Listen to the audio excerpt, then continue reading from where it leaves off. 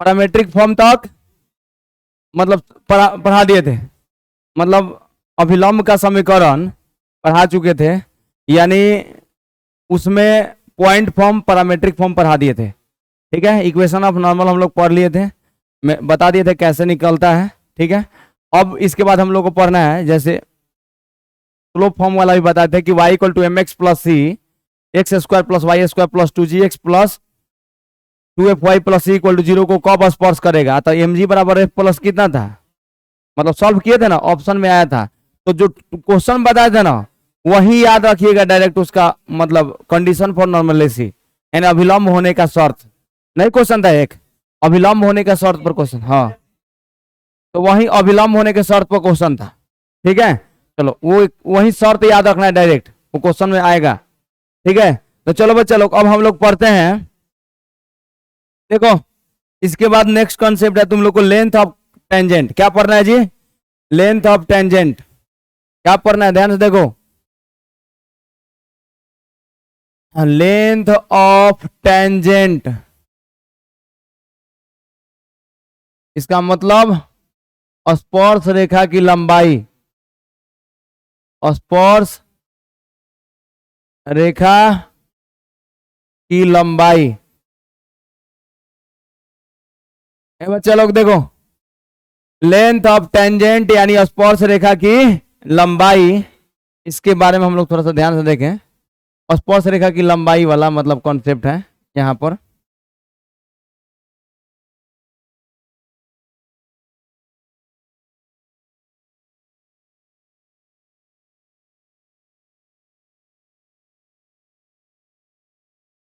कैसे निकालते हैं बच्चा लोग, देखो समझो, ट्रिक समझो इसका। स्पर्श रेखा की लंबाई निकालने के लिए सबसे पहले एक वृत्त है, देखो ध्यान से सुनो मेरा बात, ये एक वृत्त है, देखो ये एक वृत्त है और मतलब सर्किल है, एक बाह्य बिंदु से इस पर स्पर्श रेखा खींचो, इस पर स्पर्श रेखा खींच दिए, यहां पर बाह्य बिंदु P है, इसका कोऑर्डिनेट x1 y1 है। सुना सब बात, एक वृत्त है उसका समीकरण कुछ ना कुछ दिया रहेगा, मतलब एक सर्किल है उसका इक्वेशन कुछ ना कुछ दिया रहेगा। तो कहने का मतलब इसका लेंथ ऑफ टेंजेंट कितना होगा, यानी स्पर्श रेखा की लंबाई कितना होगा। ठीक है, तो देखो हम लोग कैसे निकालते हैं एक्चुअली स्पर्श रेखा की लंबाई। तो ये निकालना है हम लोग, यहाँ पर क्यू हो गया, ये क्या हो गया, क्यू हो गया, पी क्यू की लंबाई। तो वृत्त का समीकरण कुछ ना कुछ दिया रहेगा, हमेशा वृत्त का समीकरण कुछ ना कुछ दिया रहेगा ना जी। तो वृत्त का समीकरण मान लो कि X square plus Y square plus 2gx plus 2fy plus C बराबर 0। देखो बिंदु x1 y1 से वृत्त पर खींचे गए स्पर्श रेखा की लंबाई कितनी होगी। जैसे लाओ ना बुक, उसमें क्वेश्चन हम बताते हैं, लाओ तो एक क्वेश्चन से ही कर देते हैं।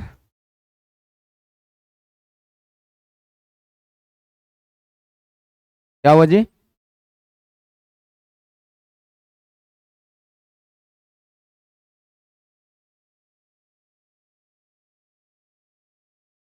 देखो पर यानी वही मतलब इसमें क्वेश्चन है वो भी बताते हैं।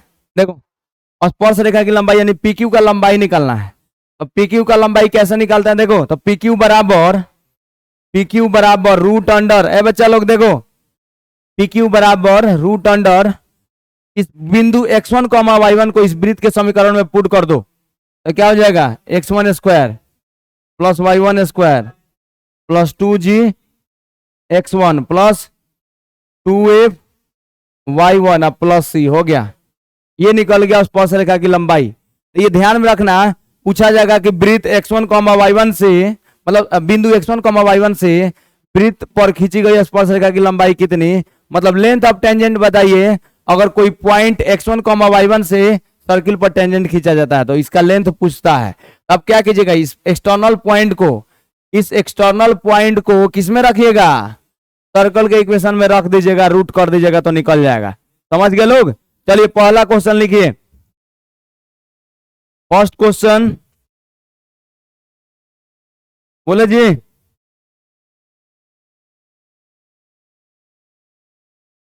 पहला क्वेश्चन है,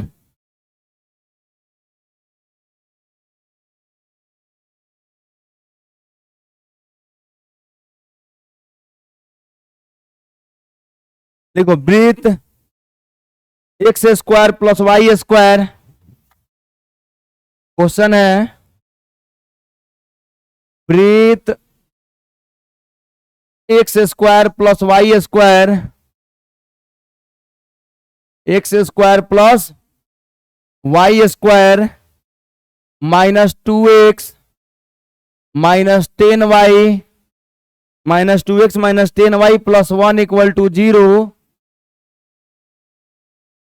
पर बाह्य बिंदु बाह्य बिंदु बाह्य बिंदु -2 -3 से खींचे गए स्पर्श रेखा की लंबाई क्या होगी? खींचे गए स्पर्श रेखा की लंबाई कितनी होगी? स्पर्श रेखा की लंबाई कितनी होगी?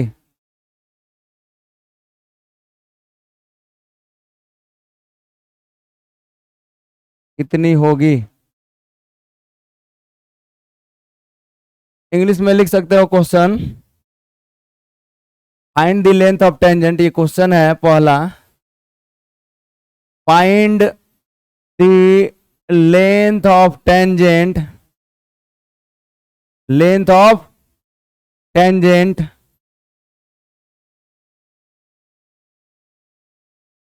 Drawn from a external point, drawn from a external point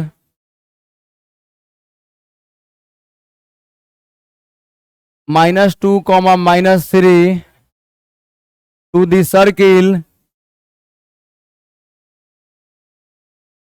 circle x square plus y square minus 2x minus 10y plus 1 equal to 0। ये है, ये क्या किया है सब ये तुम लोग?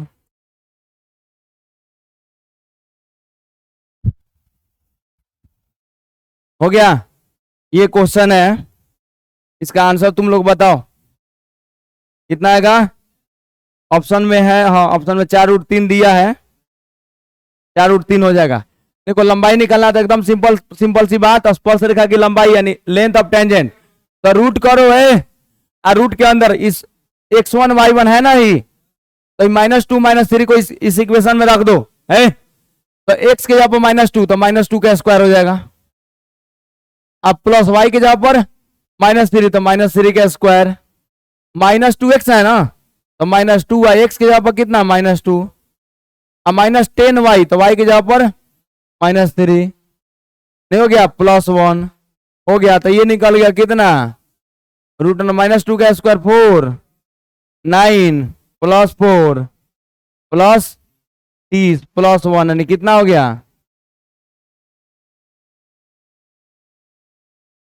कितना 9 4 13 14 4 18 30 कितना √48 यानी कितना 16 3 48 यानी कितना 4√3 हो गया, सही है। लिखो नेक्स्ट क्वेश्चन, लिखो लिखो, अभी बाद में लिखना, सब रुक जाना, क्वेश्चन बोल देते हैं ना। लिखो नेक्स्ट क्वेश्चन है, बिंदु 1,5 से, नेक्स्ट क्वेश्चन एक और है, बिंदु क्वेश्चन नंबर 2, बिंदु 1,5 से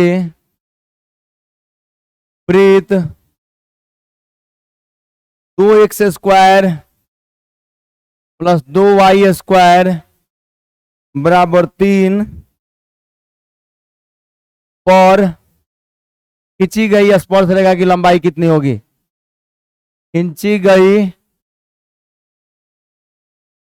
स्पर्श रेखा की लंबाई, स्पर्श रेखा की लंबाई कितनी होगी?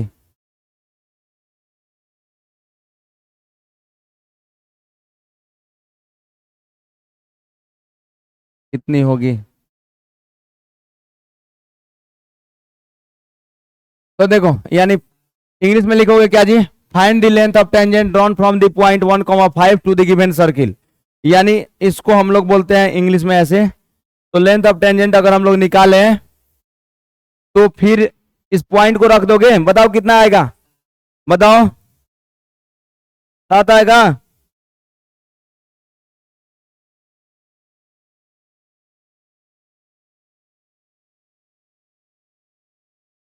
गलत आ रहा है, देखो।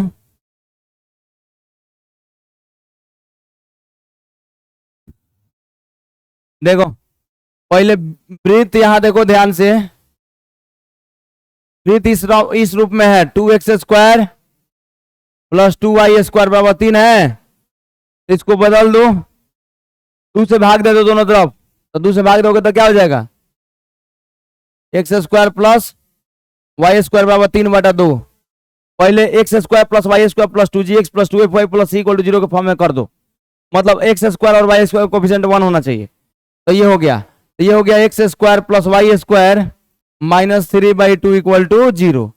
अब क्या करेंगे बच्चा लोग? अब बिंदु रख दो इसमें, स्पर्श रेखा की लंबाई निकालना है ना, यानी लेंथ ऑफ टेंजेंट निकालना है। तो 1,5 को रख दो, x की जगह पर 1² y की जगह पर 5 तो स्क्वायर, माइनस 3/2, यही ना है, रूट कर दो ना, निकल जाएगा। तो 1 अब प्लस 5 का स्क्वायर 25 माइनस 3 बटा कितना?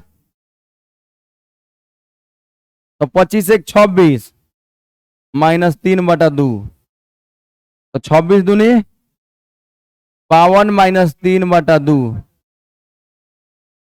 तो रूट अंडर 52 में से 3 गया कितना? तो 49 रूट में आ रहा है ना। अब बटा रूट 2 ना, सब रूट में, तो 7/√2। तो इसी को रेशनलाइज कर देना, √2/√2, 7√2/2 आंसर, 7√2/2। स्पर्श रेखा की लंबाई क्या? 7√2/2।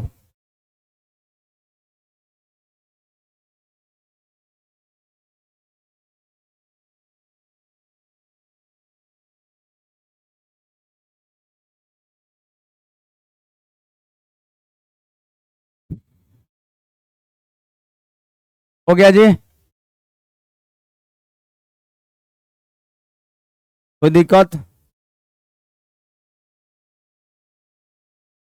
यहां तक हो गया?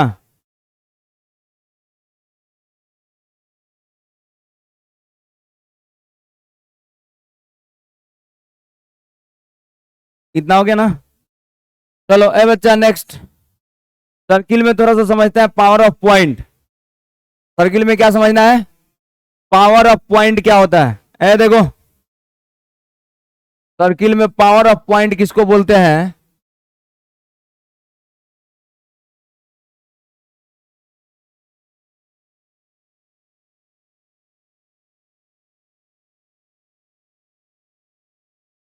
ए देखो, यहां पर सेंटर है C और ये पॉइंट है P और ये है Q। एक ये लाइन है और एक ये लाइन है। सुनो ध्यान से, मेरा बात समझो।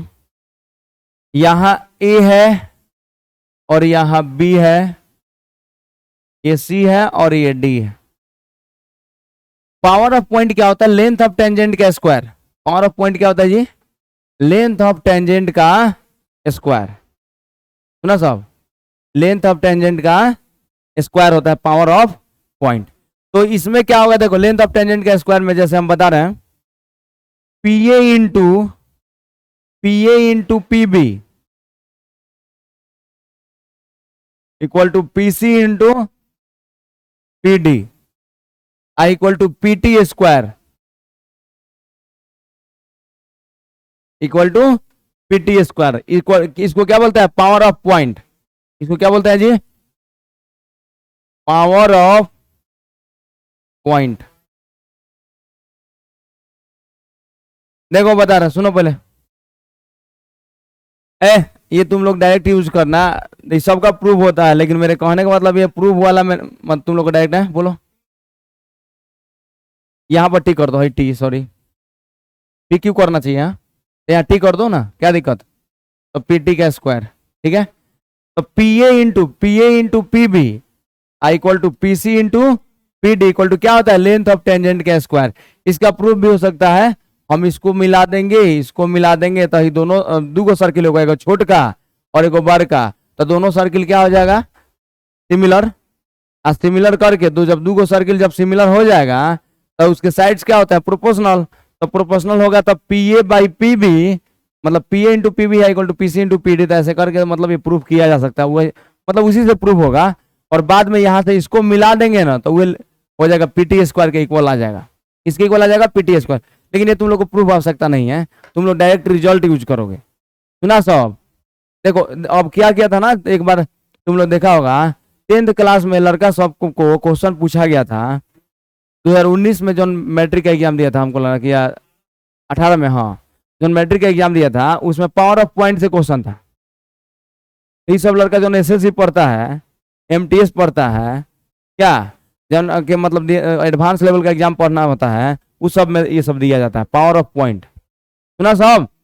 तो P A into P B equal to P C into P D equal to क्या, पीटी स्क्वायर। तो पीटी क्या है, लेंथ ऑफ टेंजेंट। पीटी क्या है, लेंथ ऑफ टेंजेंट का स्क्वायर, स्पर्श रेखा की लंबाई का स्क्वायर बराबर power of point. Power of point बोलते हैं, याद रखना। तो क्वेश्चन कितना ही एक एक रहेगा। देखो कैसे क्वेश्चन आएगा कि बिंदु x1 y1 से, बिंदु x1 y1 से इस वृत्त पर खींची गई स्पर्श रेखा अगर पीटी है तो इस बिंदु P का पावर ऑफ पॉइंट क्या होगा, पावर ऑफ पॉइंट क्या होगा, तो पीटी का स्क्वायर है। स्पर्श रेखा का लंबाई निकाल देना, उसका क्या कर दोगे, स्क्वायर कर दोगे तो निकल जाएगा। तो हो गया, ये कॉन्सेप्ट तुम लोग नोट कर सकते हो, ठीक है। और इसमें अब एक लास्ट टॉपिक है कि दो सर्किल इंटरसेक्ट करता है तो उसके बीच का एंगल कितना होता है। अरे यूज कर सकते हो, बोलो। इस पर क्वेश्चन आएगा तो देखना सब, लेकिन कॉन्सेप्ट यही है, ठीक है। बस इतना ही। क्या,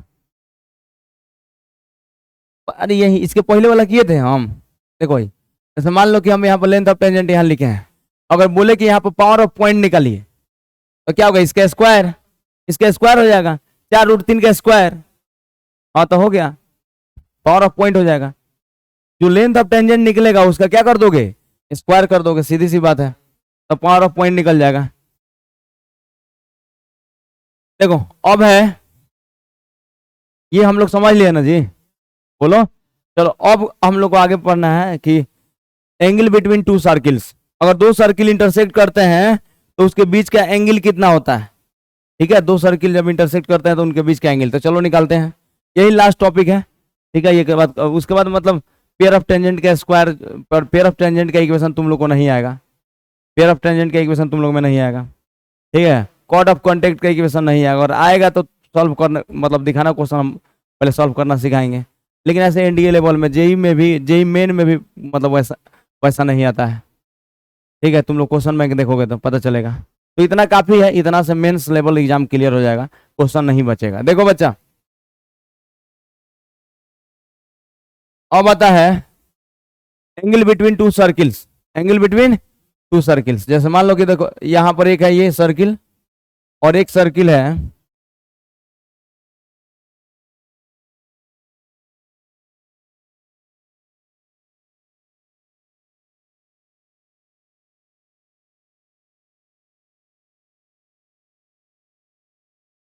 देखो बच्चा दो सर्किल ले लिए, एक का मतलब एक सर्किल, देखो मेरा बात ध्यान से सुनो, एक सर्किल का सेंटर C1, दूसरा का सेंटर C2, कौन दिक्कत। एक सर्किल का सेंटर C1 ले लिए और दूसरे के सर्किल का सेंटर क्या ले लिए, C2। होगा क्लास चलेगा, वेट। ये सर्किल का सेंटर C1 और दूसरे सर्किल का सेंटर कितना C2। रुक जा वेट।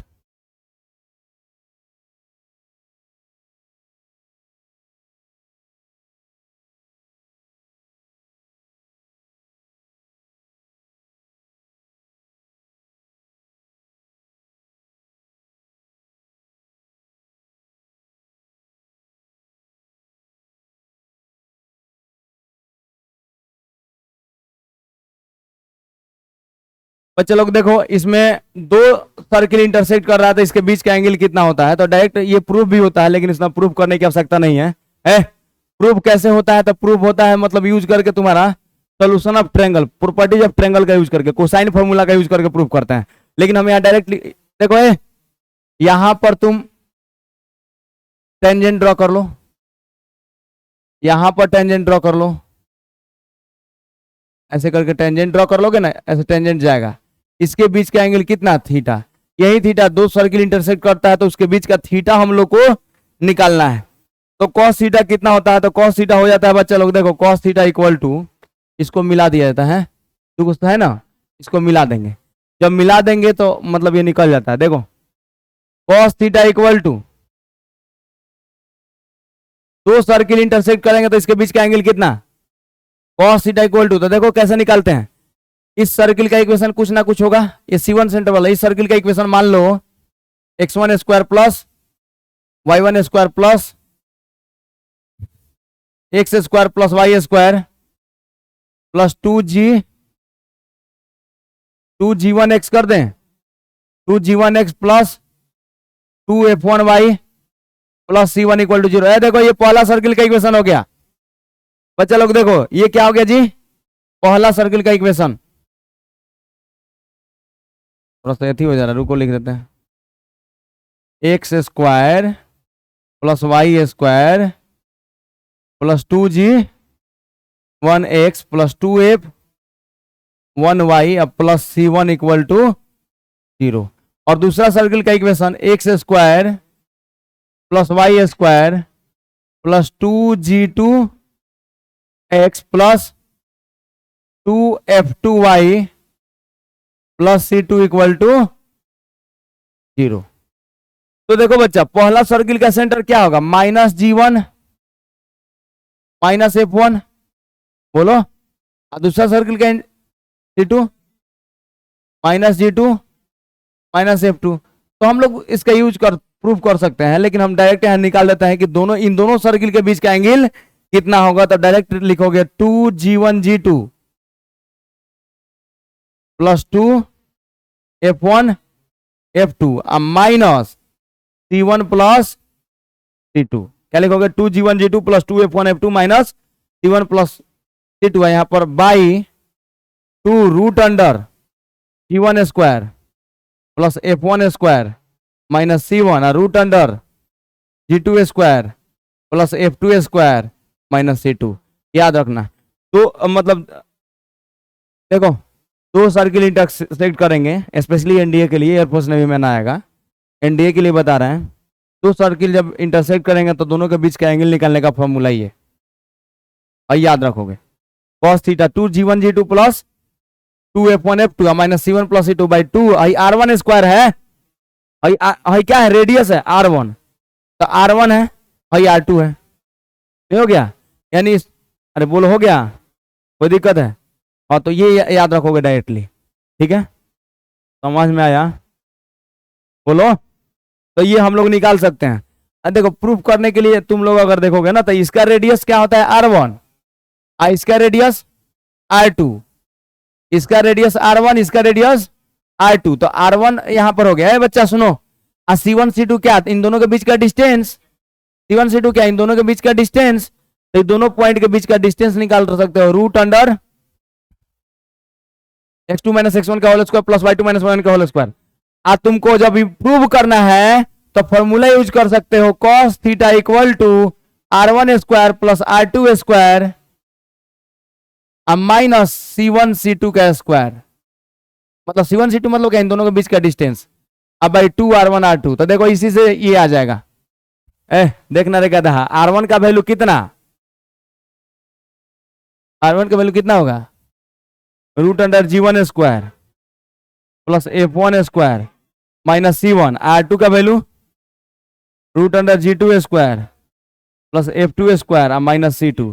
तो यहाँ रखेंगे R1 का, इसका स्क्वायर करेंगे तो ही हो जाएगा, फिर इसका स्क्वायर करेंगे तो ये हो जाएगा। तो इसको सॉल्व करेंगे ना रख के, तो ही आ जाएगा। अब भाई 2R1 R2, तो R1 का वैल्यू रखेंगे, R2 का वैल्यू रखेंगे तो प्रूफ नहीं हो जाएगा। तो दो गो सर्किल के इंटरसेक्ट करता है तो उसके बीच का एंगल निकाल दिया ना जी। अब ये कॉन्सेप्ट जो है तुम लोग के मतलब इसमें सबसे ज्यादा पूछा जाने वाला कॉन्सेप्ट क्या है, तो पूछा जाएगा कि दो सर्किल कब ऑर्थोगोनली एक दूसरे को इंटरसेक्ट करते हैं। ऑर्थोगोनली मतलब परपेंडिकुलर, नॉर्मल एक दूसरे पर नॉर्मल मतलब परपेंडिकुलरली इंटरसेक्ट करते हैं, यानी ऑर्थोगोनली इंटरसेक्ट करते हैं। जब ऑर्थोगोनली इंटरसेक्ट करेंगे तो थीटा का वैल्यू कितना 90, थीटा का वैल्यू कितना 90, तो cos 90 क्या हो जाएगा 0। जब cos 90 0 हो जाएगा तो भाई पूरा 0, तो भाई इधर नीचे वाला जाके इधर 0 हो जाएगा। तो भाई क्या हो जाएगा 2G1 G2 plus 2F1 F2 minus C1 plus C2 बराबर 0। तो 2 कॉमन ले लेना, G1 plus G1 G2 plus F1 F2 अब बराबर C1 प्लस C2। माइनस में इधर जाएगा तो प्लस हो जाएगा, हो गया। तो हाई कंडीशन किसके लिए, हाई कंडीशन दो सर्किल ऑर्थोगोनली कब इंटरसेक्ट करेंगे, तब 2 into G1 G2 plus F1 F2 equal to C1 plus C2। सुना सब, कोई दिक्कत, अरे क्लियर हुआ कि नहीं, समझ में आ गया। तो ये लास्ट टॉपिक था, लेकिन एक थोड़ा सा टेंजेंट के बारे में बता दे तुम लोग को। पहले इतना में किसी को डाउट बोलो, तुम लोग क्या याद रखोगे कि दो सर्किल है उसके बीच का angle cos theta equal to इतना से निकाल देते हैं। कैसे, तो इस फॉर्मूला से निकल जाएगा, ठीक है। ये ट्रायंगल में फॉर्मूला पढ़ाएंगे, मतलब ट्रिगोनोमेट्री उसमें पढ़ाएंगे। और दो सर्किल जब ऑर्थोगोनली इंटरसेक्ट करते हैं तो थीटा 90 तो cos 90 0, तो हाई नीचे वाला वैल्यू उधर जाके 0 हो जाएगा, तो इतना इक्वल टू 0 यानी आ जाएगा इतना। बच्चा देखो अब आता है एक last topic, just direct common tangent, मतलब कॉमन टेंजेंट का बात कर रहे हैं।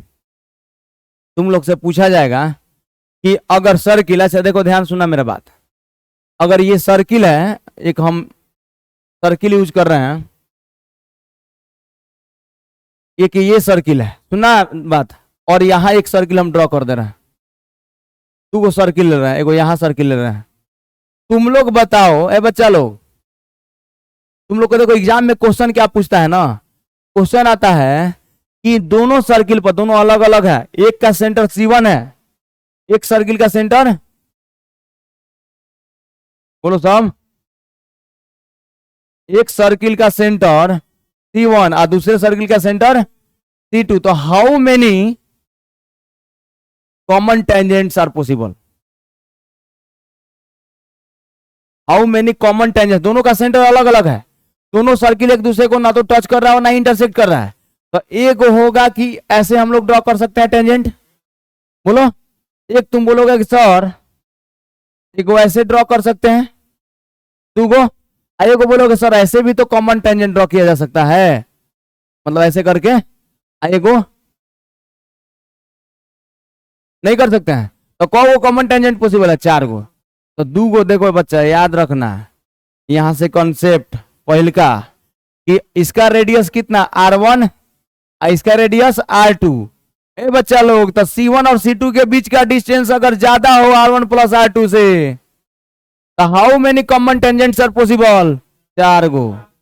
सुना सब, जब दो सर्किल के सेंटर के बीच का डिस्टेंस, दो सर्किल के सेंटर के बीच का डिस्टेंस रेडियस के सम से ज्यादा हो, ज्यादा नहीं है क्या, C1 C2, अरे हाई वाला डिस्टेंस ज्यादा ना है जी, R1 प्लस R2 से ज्यादा है, तो इसीलिए हाउ मेनी मतलब कॉमन टेंजेंट्स आर पॉसिबल, 4 गो। समझ में आया, किस सेकेंड, तो 4 गो कॉमन टेंजेंट्स, 4 गो कॉमन टेंजेंट्स,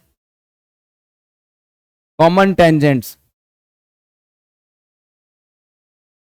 ठीक है। चलो अब बताओ किस सेकेंड अगर C1 C2 इक्वल टू हो जाए R1 प्लस R2 के, तो हाउ मेनी कॉमन टेंजेंट, तो कहो कॉमन टेंजेंट जी, देखो कैसे, देखो ये हो गया और एगो यानी टच कर रहा है, अरे सेंटर के बीच का डिस्टेंस क्या?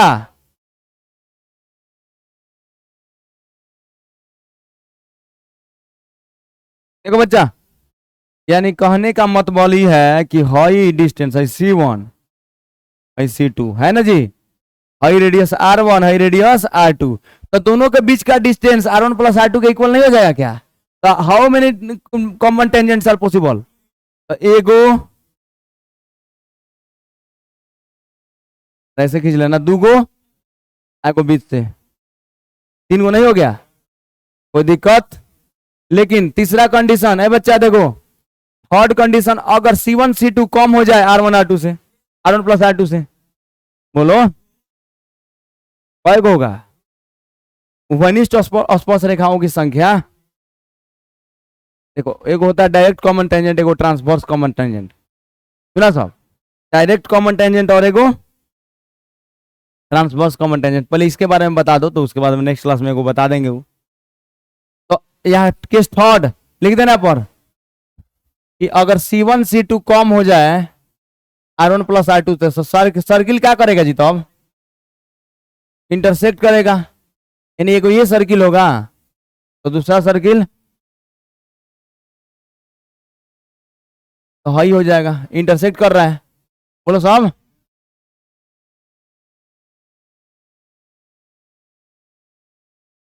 तो ये सेंटर C1 है, ये सेंटर C2। तो देखो यहां से यहां तक रेडियस R, ये R1, ये है R1, ठीक है, और यहां से यहां तक R2 है ना जी। तो C1 C2 कम है ना, है? देखो C1 C2 के बीच का डिस्टेंस कम है, R1 प्लस R2 क्या है? ज्यादा है, ठीक है। तो कौन को कॉमन टेंजेंट होगा? देखो यहाँ खींच सकते हो, नीचे खींच सकते हो, दो को होगा बस, कौन दिक्कत? समझ गए लोग? तो आज के क्लास में इतना ही, फिर हम लोग मतलब ये तो अब खत्म ही है, एक लास्ट डायरेक्ट कॉमन टेंजेंट और ट्रांसवर्स कॉमन टेंजेंट अभी क्लास है, तो वो बता देंगे। अरे 2 मिनट का काम है, बता देना वो, ठीक है, उसके बाद बता देंगे और थोड़ा क्वेश्चन प्रैक्टिस करा देंगे, उसके बाद कंप्लीट, ठीक है।